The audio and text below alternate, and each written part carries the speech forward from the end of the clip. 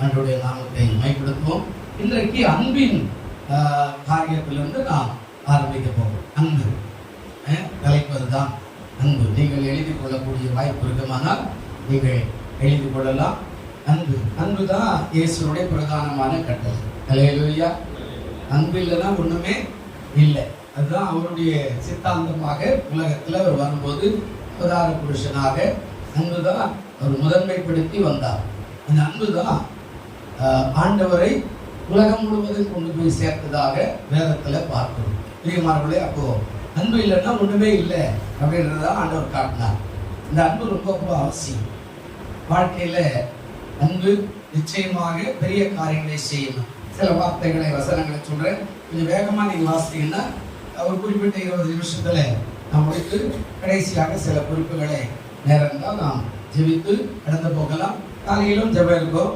நீங்க தொடர்ந்து கர்த்தருடைய சமூகத்துக்கு வாருங்கள். கர்த்தர் உங்களை ஆசீர்வதிப்பார். முதலாவதாக உபாகமும் 6ஆம் அதிகாரம் 5வது வசனம். கொஞ்சம் எடுத்தவர்கள் வேகமாக நீங்கள் வாசிக்கலாம். உபாகமும் 6ஆம் அதிகாரம் 5வது வசனம் இப்படி ஒரு வார்த்தை சொல்லுகிறது. நீ உன் தேவனாகிய கர்த்தரிடத்திலே உன் முழு இருதயத்தோடோ முழு ஆத்துமாவோடோ முழு பலத்தோடோ 4 காரியத்தை சொல்றாரு. என்ன சொல்றாரு? நீ உன் தேவனாகிய கர்த்தரிடத்திலே என்ன சொன்னாருங்க? முழு. அதாவது என்ன சொல்றாருங்க? முழு இருதயம் முழுமையா ஆண்டவருக்கு தேவை. அன்பு எப்படி போகணும் அப்படின்னா முழுமையாக ஆண்டவர் அதை எதிர்பார்க்கிறார். அந்த இருதயம் அன்பினாலே நிறையப்பட்டது. அரை குறைமெல்லாம் அவர் எதிர்பார்க்கல. அப்போ சொல்றார், தேவனாகிய கர்த்தரிடத்துல முழு இருதயத்தோட. 2வது என்ன சொன்னார்? முழு ஆத்துமா. இருதயத்துக்கு ஆத்துமாக்கு ஒரு வித்தியாசம். இருதயம் எல்லாவற்றையும் வைத்துக் கொள்ளும், ஆத்துமா எல்லாவற்றையும் நிறைவு கூறும். அல்லேலூயா. ஆத்துமா ரொம்ப விசேஷமானது. ஆத்துமா செத்து போச்சு அப்படின்னா நம்ம மென்டல் ஆயிடும். அவ்வளவுதான். சில பாருங்க, ரோட்ல சுத்திட்டு இருப்பா, அவனுக்கு மென்டல் ஆயிட்டான். வாழ்க்கையில ஏதோ கொஞ்சம் லூஸ் ஆயிட்டான். அப்ப அவன் ஊரெல்லாம் சுத்துறான். அவனுக்கு யாருன்னு தெரியல, தாயாரு தகமையாரு அப்பா அம்மா எதுவுமே தெரியாத அவன் பாட்டு அவன் சுத்திக்கிட்டு இருக்கிறான். ஆண்டவர் சொல்றாரு, முழு இருதயத்தோட முழு ஆத்துமாவோட. அடுத்த காரியம் என்ன சொன்னாரு?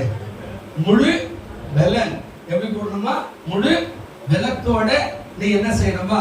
அன்பு கூடணுமா. சும்மா அரை குறைமா இல்லை, முழு பலன். இந்த அன்பு எப்படி வரணும்னா முழுசா எதையாகவே செய்தாலும் ஒரு முழு அந்த காரியத்துல முழுசா நீங்க கொடுத்தீங்கன்னா அது நிச்சயமா அது ஆசீர்வாதமான அன்பாக இருக்கும் என்று ஆண்டவர் சொல்றார். அப்ப நம்ம அன்பு எப்படி இருக்குது? முழு பலத்தோடு இருக்குதா? அறிகுறமா சோத்திரம் வந்தீங்களா? இருக்காங்களா? எட்டி பார்த்தோமா? எட்டி பார்த்தோமா? சோத்திரம் அப்படின்றோமா? இல்ல முழுமையா ஈடுபட்டு அவங்களுக்கு ஏதாவது உதவி செய்து அவங்க பக்கத்துல இருந்து அவங்களோடு கூட எல்லா கஷ்ட நஷ்டங்களை ஈடுபட்டு எல்லா காரியத்திலும் செய்கிறோமா? அதான் முழு பலத்தோட அன்பு, முழு ஆத்மாவோட அன்பு, முழு இருதயத்தோட அன்பு. செய்கிறதும் சீரா செய்யணும்ன்ற ஒரு எண்ணம் வரும் இல்லையா? அப்ப ஆண்டவர் சொல்றாரு, முழு அதாவது பலத்தோட அன்பு. அவரிடத்துல முழுமையான அன்பு ரொம்ப அவசியம். இந்த முழுமையான அன்பு இல்லை அப்படின்னா அரைகுறைமான அன்பு எவ்வளவு நாளைக்கு வச்சிருந்தாலும் அது ஒரு நாள் காட்டி கொடுத்துரும். அந்த அன்பு அப்படிதான். அந்த அன்புல பல வகை இருக்கிறது. கணவன் மனைவி அன்பு இருக்கிறது, மனைவியுடைய அன்பு, புருஷனுடைய அன்பு, பிள்ளைகளுடைய அன்பு, பெற்றோருடைய அன்பு, சகோடைய அன்பு, தாய் தகவுடைய அன்பு, இன்னும் நண்பருடைய அன்பு, பக்கம் வீட்டு அன்பு, அதாவது தேவனோட கடவுளோட அன்பு, அதாவது வேலை செய்யற இடத்துல இருக்கிற அன்பு. இப்படி நிறைய அன்புகள், நிறைய காரியங்கள் இருக்கிறது. எல்லாமே ஒரு குறிப்பிட்ட கால வரையில முழுசா இல்லைன்னா அது உடைந்து போகிற காரியமாய் மாறி. அன்பு எப்பவுமே முழு பலத்தோட இருக்கணும், முழு இருதயத்தோடு இருக்கணும். அப்படி இருந்தா என்ன நடக்கும்? இந்த அன்பு என்ன காட்டுதான் பாருங்க. அடுத்து யாத்திராகமம் 20:6 வார். அங்க என்ன சொல்றாரு? அந்த அன்பை குறித்து ஆண்டவர் சொல்றாரு பாருங்க. யாத்திராகமம் 20ஆம் அதிகாரம் 6வது வசனம் என்ன சொல்றது பாருங்க. என்னிடத்துல அன்பு கூர்ந்து என்னுடைய கற்பனைகளை கை கொள்ளுகிறவனுக்கோ 1000 தலை மட்டும் இரக்கம் செய்கிறவராய். ஆண்டவர்கிட்ட அன்பு எப்படி கூடனா எத்தனை தலைமுறைங்க? எத்தனை தலைமுறை? 1000. இந்த லெந்து நாட்கள்ல என்ன வார்த்தை அழகா சொல்றாரு பாரு. அன்பு ரொம்ப அவசியம். 1000 தலைமுறைன்னா நம்ம 1000 தலைமுறைக்கு காணுமா காண மாட்டோமா நமக்கு தெரியல. ஆனா ஆண்டவர் சொல்ற, என்னிடத்துல கொஞ்சம் நீ அன்பு கூர்ந்தியானா, என்னிடத்துல கொஞ்சம் நேசம் வைத்தியானா, என்னிடத்துல கொஞ்சம் லவ் வச்சனா ஆண்டவர் சொல்றாரு, அந்த அன்பு என் கற்பனைகளை கைக்கொள்ளுவதற்கு 1000 தலைமுறை. ஒரு தலைமுறை இல்லை, ஒரு தலைமுறைன்றது 100 வருஷம். ஒருவேளை அது குறையலாம் கூடலாம். அம்மா சொன்னா, எங்க மாமியாரு 103 வயசுல நல்லா உட்காந்துக்கிட்டு எனக்கு கறி கொண்டா மீன் கொண்டான்னு கேட்குது அப்படின்னு சொன்னாங்க. பாக்கியவர் அப்படிதானங்க, பாக்கியவர் 103 வயசுல. இன்னொரு அம்மா சொன்னாங்க, எங்க மாமியார் 60 வயசு, நடக்கவே முடியல, எப்ப போகும்போது தெரியல அப்படின்னு சொன்னாங்க. இது அபாக்கியவர். பாக்கியவதிக்கு 103, ஆனா அபாக்கியவதிக்கு 63. ஆனா ரெண்டுமே ஜாகிரதையா இருக்கணும். ஏன் தெரியுமா? எல்லாமே கஷ்டமான காரியம் தான். அல்லேலூயா. ஆண்டவர் சொல்றாரு, அந்த அன்பு எப்படி இருக்கணுமா? முதல் சொல்றாரு, முழு பலத்தோடு முழு ஆத்மாவோடு அப்படி அன்பு கூர்ந்தேன்னா அது ஆசீர்வாதமா இருக்கும். ரெண்டாவது சொல்றாரு, என்னிடத்துல அன்பு கூர்ந்து என் கற்பனைகளை கை கொள்ளுவதற்கும் 1000 தலைமுறை மட்டும் எப்படி இருக்கிறாங்க? அதாவது கிருபை இரக்கம் செய்கிறவராய் நான் இருக்கிறேன். அன்பு வச்சா போதும். அதுக்கு என்ன காசா பணமா? பேசுற இடத்துல அன்பு கூர்ந்து காசா பணமா? பேசு பாருங்க, அது கூட காசெல்லாம் கொடுக்க வேண்டிய அவசியம் இல்லை. ஆனா அவர் மேல அன்பு வச்சு கற்பனையை கை கொள்ளணும். மூணாவது சொல்றாரு பாருங்க. மூணாவது என்ன சொல்றாரு? 1 யோவான் 5ஆம் அதிகாரம் 3வது வசனம் கொஞ்சம் வாசிங்க. 1 யோவான் 5ஆம் அதிகாரம் 3வது வசனம் என்ன சொல்றாரு பாருங்க. நான் தேவனுடைய கற்பனைகளை கை கொள்ளுவது அவரிடத்துல அன்பு கூறுவதாக இருக்கிறது. அப்படிதானே இருக்குது அந்த வசனம். நாம் என்ன சொல்லுவாங்க? தேவனிடத்துல அன்பு, அதாவது நாம் தேவனுடைய கற்பனைகளை கை கொள்வது அன்பு கூறுகிற ஒரு கடனா இருக்கு. கற்பனை தான் அன்பு. சொல்லுவோம், மனைவி பார்த்து சொல்லிட்டு போலாம், போய் வரதுக்குள்ள இந்த வேலையெல்லாம் செஞ்சு வச்சிருங்க அப்படின்னு சொல்லிட்டு போவார். இதே மாதிரி மனைவி சொல்றாங்க, நீங்க போய் வரும்போது என்னென்ன காரியமெல்லாம் வாங்கிட்டு வந்துரு அப்படின்னு சொல்லுவோம். இந்த அன்பு இருந்தா மனைவி சொல்றது புருஷன் கேட்பான், இந்த அன்பு இருந்தா புருஷன் சொல்றது மனைவி கேட்பாங்க. இல்லைன்னு வச்சுக்க, மறந்துட்டேன் அப்படின்னு சொல்லுவாங்க. மறுபடியும் 2 பேருக்கு சண்டை வரும். இப்ப நான் சொல்றது நீ கேட்க மாட்டியா, நீ சொல்றது நான் கேட்கணும்னா அவசியமா அப்படின்ற மாதிரி நிறைய. ஆண்டவர் என்ன சொல்றார்? நாம் தேவனுடைய கற்பனைகளை கை கொள்ளுகிறதே அவரிடத்துல நாம் அன்பு கூறுகிற கடமையாக இருக்கிறார். பிரியமானவர்களே, அப்போ அன்பு ரொம்ப அவசியம். அன்பு இல்லாத வாழ்க்கையில உலகத்துல எல்லாமே வெறுமனான ஒரு வாழ்க்கையாய் மாறும். ரொம்ப அன்பு, நேசம். அந்த நேசம் தான் புருஷ மனைவியுடைய வாழ்க்கையை கூட 60, 70, 80, 90 வயசு வரை கூட ரொம்ப அந்யோன்யமான வாழ்க்கை வாழ்வார்கள். அந்த அன்பு தான். கடவுளோடு கூட அன்பு. எதை பத்தியுமே கவலைப்படக்கூடாது. கடவுளுக்காக வாழ்வதற்காக எல்லாத்தையுமே இழந்துருவான். அவள் சொல்றார், நான் எல்லாவற்றையும் நஷ்டம் என்று இழந்தேன். அந்த காலத்திலே 200 கோடிக்கு சொல்லுகிறார். இப்ப அவருடைய கோடி அந்த 200னா இன்னைக்கு 1ஆம் நூற்றாண்டுல 200 கோடிக்கு, இன்னைக்கு இது எத்தனையோ நூற்றாண்டுகள் கடந்து வந்திருக்குதுன்னா இன்னைக்கு அது அப்படியே பிளஸ் மாத்திக்கிட்டே போனோம்னா இன்னைக்கு கிட்டத்தட்ட 10,000 கோடிக்கு சொந்தக்காரர் இருப்பாரு. அப்படிதானங்க? யோசிச்சு பாருங்க. அவர் சொல்றார், நான் கிறிஸ்துவின் அன்பை பெற்றுக்கொள்வதற்காக எல்லாவற்றையும் நஷ்டம் என்று நான் விட்டேன். பெரியமானவர்களே, நம்ம அப்படி விட முடியுமா? ஒரு வேலை தியாகம் பண்ண மாட்டேன்றோம், கர்த்தருக்கு ஸ்தோத்திரம். ஒரு குடும்பத்தை தியாகம் பண்ணி கோயிலுக்கு வர மாட்டேன்றோம், கர்த்தருக்கு ஸ்தோத்திரம். சரி, ஒரு நேரத்தை தியாகம் பண்ணி கொஞ்சம் நேரத்தை இந்த நாளில ஒரு 5 அதிகாரம் வாசிக்கணும்ன்ற அந்த காரியத்தை செய்ய மாட்டேன்றோம், கர்த்தருக்கு ஸ்தோத்திரம். கொஞ்சம் நாம எந்த ஆலயத்துக்கு சீக்கிரமா வந்து நல்ல பாடும்போது கை தட்டி ஆராதித்து பாட்டை கத்துக்கணும் அப்படின்ற தியாகம் வர மாட்டேன்ட்டு எதுவுமே நம்ம செய்ய மாட்டேன்றோம். ஆனா எங்க சொல்றாரு? தேவனுடைய கற்பனைகளை கை கொண்டா அதுதான் திரளான அன்புக்கு சமமாக ஆண்டவர் வச்சிருந்தார். அப்போ அன்பு இல்லைன்னா ஒண்ணுமே இல்லை. அடுத்த ஒரு வசனம் கூட சொல்ற பாருங்க. ரோமர் 13ஆம் அதிகாரம் 8வது வசனத்துல ஒரு வார்த்தை இப்படி சொல்றார். ரோமர் 13 8வது வசனத்துல என்ன சொல்றாருங்க? ஒருவரிடத்தில் ஒருவர் அன்பு கூறுகிற கடனை அல்லாமல் மற்றொன்றிலும் ஒருவருக்கு என்ன செய்யப்படாதீங்க? கடன் வாங்குறது பெருசு இல்லைங்க. அவர் சொல்றாரு, அது என்ன கடன் அப்படின்னா அன்பு கூறுகிற கடன். அன்பினாலே அவன் மேல அன்பு செலுத்துகிற கடன். நம்ம சொன்னோம், அப்பாவுக்கும் மகளுக்கும் தகராறு. இதே உண்மைதான். நான் தான் இந்த இடத்துக்கு வந்துக்கிறேன். இது பள்ளம், இது அங்க படிக்கட்டுல 4 அடி பள்ளத்துல இறங்கி வரணும். அப்போ இங்க இருந்து இன்னொரு இடத்துல இருக்கிறேன். அப்பாவுக்கும் மகளுக்கும் பிரச்சனை. அப்பாவுக்கு வயிற்று வலி, ஏதோ பண்ணுது சொல்லி அனுப்புறாரு. மகள் கோவப்பட்டு நிறைய ஒன்றா போக சொல்ல அப்படின்னு எடுத்துக்கிட்டு ஒரு கதை புஸ்தகம் படிச்சுக்கணும்.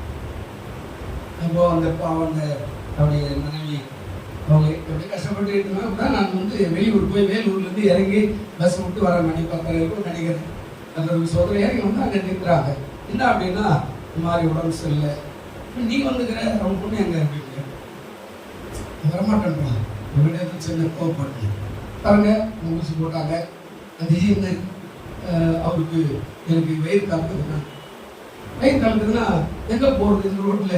சரி அந்த பக்கத்தில் இப்போ இவ்வளோ சுத்தமெல்லாம் கிடையாது, ஒரு மாதிரியா எல்லாம் சரி இங்கே நான் போங்க அப்படின்னு சொல்லிட்டு தண்ணி வேணும் அப்படின்னு நான் வந்து திறந்து இங்கே ஒரு பைக்கில் தண்ணி எடுத்து போய் நாங்கள் கொடுத்து சரி அந்த பக்கம் எங்கேயும் போய் அவர் அந்த பக்கம் எங்கேயும் உளுந்து எழுந்து டாய்லெட் போய் வந்தார். அவ்வளோதான். பாருங்க மறுபடியும் ஒரு ஆட்டோ பிடிச்சி நடக்க முடியல. கொண்டு போய் வீட்டில் விட்டா கொஞ்ச நேரத்தில் முடிச்சு போயிட்டார். ஒன்று தகப்பனை வந்து பார்க்கவே இல்லை. அவரு போய் படுத்து ஒரு ஹார்ட் அட்டாக்ல போயிட்டார். அதுக்கப்புறம் என்ன போய் வந்தவங்க அப்படின்னு விட்டு அந்த அம்மா ஐயோ போயிருக்காதோட அந்த பொண்ணு வந்து என்ன மறுபடியும் ஒரு ஆட்டோ பிடிச்சி தூக்கி வந்து இந்த டாக்டருக்கு சட்டம் பண்ணுது என்ன அப்படின்னா மறுபடியும் நான் என்ன சத்தம் கேட்குது. மறுபடியும் ஒரு 11 மணிக்கு அங்கே இறங்கி வந்து பார்த்தா ஒரு சத்தம் என்ன அப்படின்னு கேட்டா எங்க பாட்டி நான் சாவச்சிட்டேன். ஹாஸ்பிட்டலுக்கு போகும்போது இந்த அம்மா என்ன செய்யல வரல. அன்பு பாருங்க. அதனால்தான் அந்த காலத்துல ஒரு அண்ணா தாய் தந்தை அங்கொரு நாள் அது தனிந்தே போய்விடும். தாய் தந்தை அங்கொரு நாள் அது தனிந்தே போய்விடும். நல்ல பிள்ளைகள் அங்கொரு நாள் அது தீர்ந்தே போய்விடும். நல்ல பிள்ளைகள் அங்கொரு நாள் அது தீர்ந்தே போய்விடும். என்றென்றும் மாறாதது இயேசுவின் தூய அன்பு. என்றென்றும் மாறாதது இயேசுவின் தூய அன்பு. அல்லேலூயா. அன்பு நீங்க சொல்ற அந்த கடன் எப்படி ஒருவரிடத்துல ஒருவர் நாளைக்கு வைப்பானா இருக்க மாட்டான்னு யாருக்கும் தெரியாது. ஆனா நாம் அன்பு கூறுகிற கடன் அதுதான் ஆண்டவரே சொல்றார். ஒருவரிடத்துல ஒருவர் அன்பு கூறுகிற கடனே அல்லாமல் மற்றொன்றிலும் ஒருவருக்கு என்ன செய்யக்கூடாது? நீங்க கடன் படாது இருங்க. நான் 5 ரூபாய் கொடுத்தேன் கொடுக்கலாமே அப்படின்னு சொல்லக்கூடாது. அதெல்லாம் உடனே பைசல் படி. ஆனா கடன் என்ன கடன் அப்படின்னு ஆண்டவர் சொல்றாருன்னா அன்பு. புருஷன் மேல இன்னும் ஒரு அதிகமான அன்பு, மனைவி மேல இன்னும் கொஞ்சம் அதிகமான அன்பு, பிள்ளைகள் மேல இன்னும் கொஞ்சம் அதிகமான அன்பு, தேவன் மேல இன்னும் அதிகமான அன்பு, மக்கள் சமுதாயத்தில் இருக்கிற மக்கள் மேல இன்னும் கொஞ்சம் அதிகமான அன்பு. அது போகும்போதெல்லாம் சொல்றா, பிரசங்கம் பண்ணும்போது சொல்றா, இந்த மக்கள் 3 நாள் என்கிட்ட இருக்கிறாங்க, இவங்க சாப்பிடாத இருக்கிறாங்க, இவங்களை நான் எப்படி பட்டினி அனுப்புவேன், தொய்ந்து போவாங்களே. அந்த மனதுருக்கமான அன்பு. விதவையினுடைய மகன் இறந்து போய் பாடையில போகும்போது அவர் சொல்றார், இளம் விதவை ஆகிறால நான் நிக்க வச்சு ஒரு அற்புதத்தை செய்ய போறேன். அன்பு. அப்போ அன்பு எல்லாவற்றிலும் கடனா இருக்கிறது. அந்த கடன் தவிர வேற எதுலையும் கடன் படக்கூடாது அப்படின்னா இன்னொரு வசனம் இப்படி சொல்றாரு. அதாவது 1 பேதுரு 4:8 ஒரு வார்த்தை சொல்றாரு. 1 பேதுரு 4:8 அன்பு என்ன செய்றாங்க? திரளான பாவங்களை மூடும். இருக்குதா பாருங்க. எல்லாவற்றிற்கும் மேலாக ஒரு நுட்பமான அன்புள்ளவராய் இருங்கள். அன்பு திரளான பாவங்களை மூடும். ஆமா, அன்பு திரளான பாவம். அன்பு வச்சுட்டா புருஷன் மேல இருக்கிற கோபம், மனைவி மேல இருக்கிற கோபம், பிள்ளைகள் மேல இருக்கிற கோபம், பெற்றோர் மேல இருக்கிற கோபம், எந்த ஊழியக்காரன் மேல இருக்கிற கோபம், பக்கத்து வீட்டுக்காரன் மேல இருக்கிற கோபம், அடுத்த வீட்டுக்காரன் மேல இருக்கிற கோபம், எல்லாமே அது அப்படியே மூடி போட்டு ஆசீர்வாதமாய் மாற்றுவதற்கு அது கிருபை செய்யும். ஹல்லேலூயா. அதுதான் உலகத்துல சொன்னா, தான் ஆடாவிட்டாலும் நம்ம சொந்தக்காரனுக்கு ஏதாவது உடம்பு சரியில்லை அப்படின்னா தான் ஆடாவிட்டாலும் தன் சதை ஆடும் ஆடும். ஆமா, அதான் சொல்றாரு, அன்பு திரளான பாவங்களை என்ன செய்யுங்க? மூடும். பிரியமானவர்களே, அப்ப நீங்க அன்புள்ளவர்களா இருக்கணுமா? முதல்ல சொன்னேன், அதாவது கர்த்தரிடத்துல முழு இருதயத்தோட அன்பு கூறணும். சும்மா சாதாரணமா இல்லை. அன்புனா அவர் மேல அளவில்லாத அன்பு. அவ்வளவு நேசத்தை வச்சுக்கிறாங்க ஆண்டவர் நம்ம மேல. அவர் செய்த நன்மைகளை கொஞ்சம் ஒவ்வொரு நாளும் நினைச்சு பார்த்தோம்னா நமக்கு தூக்கமே வராது. அவர் எழுந்து அப்படியே சோதரிக்க எண்ணம் வரும். யோசிச்சு பாருங்க, வெளியூருக்கு போற கணவன் ஒருவேளை அங்க போனவொன்னே இறங்கி எப்படிமா இருக்க போன் பண்றாரு பாருங்க. அந்த அன்பை காட்டில மேலான அன்பு. காலையில தூக்கி எந்த அப்பா சோதரும், நீ நல்ல தேவன், அல்லேலூயா சொல்லுங்க, அல்லேலூயா. உனக்கு அன்பு இருந்தா கட்டாயம் தப்ப வரும்.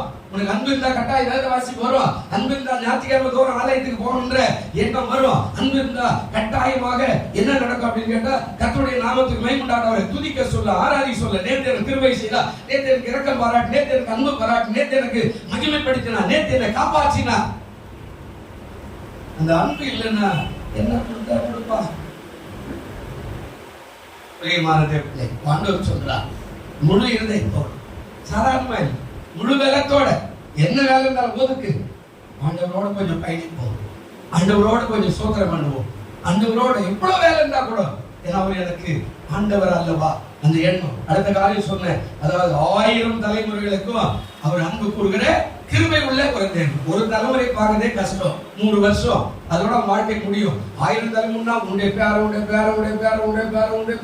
அப்படியே அதுக்குள்ள நம்ம வாழ்க்கை இருக்கிற இடம் தெரியாதே போயிடும். அவ்வளவு அன்பு கூறுகிற ஒரு ஆண்டவர். அடுத்த காரியம் ஆண்டவர் சொல்றாரு, நாம் தேவனுடைய கற்பனைகளை கை கொள்ளுவது அவரிடத்துல நான் வைக்கிற அன்பு. நம்ம கையில இருக்கிற வேத புத்தகத்தை சரியா வாசித்தோம்னா நம்ம அவர் மேல லவ் இருக்குதுன்னு அர்த்தம். நம்ம அதை மூடி வச்சுட்டு சும்மா ஊருக்கு அதெல்லாம் வச்சிருந்தா ஆண்டவர் கூட இருக்கிற அப்படியெல்லாம் கிடையாது. புருஷன் சொல்றது மனைவி கேட்டா புருஷன் மேல அன்பு இருக்குன்னு அர்த்தம். மனைவி சொல்றது புருஷன் கேட்டா மனைவி மேல அன்பு இருக்குன்னு அர்த்தம். ஊழியக்காரன் சொன்னா விசுவாசி கேட்டா ஊழியக்காரன் மேல பயபக்தியோட அன்பு இருக்குதுன்னு அர்த்தம். ஆனா நம்ம அதெல்லாம் செய்யறது ஒரு அன்பு எங்கிருந்து வரும்? ஆண்டவர் சொல்றார். அடுத்த காலம் சொல்றார், ஒருவரிடத்தில் ஒருவர் அன்பு கூறுகிற கடனை அல்லாமல் மற்றொருவருக்கு நீங்க என்ன செய்யப்படாதா? கடன் படாது. ஒருவருக்கு ஒருவர் அன்பு கூறும். எல்லாரும் மேல அன்பு வைக்கணும். யாரா இருந்தாலும் ஆண்டவர் போகும்போது எப்படியா அன்பு வைக்கிறார்.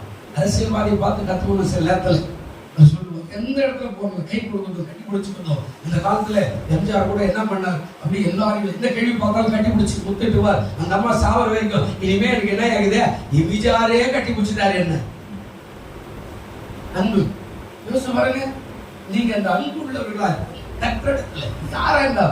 அடுத்த காரியம் ஆண்டவர் சொல்ற, அன்பு திரளான பாவங்களை மூடும். திரளான பாவங்களை மூடும்.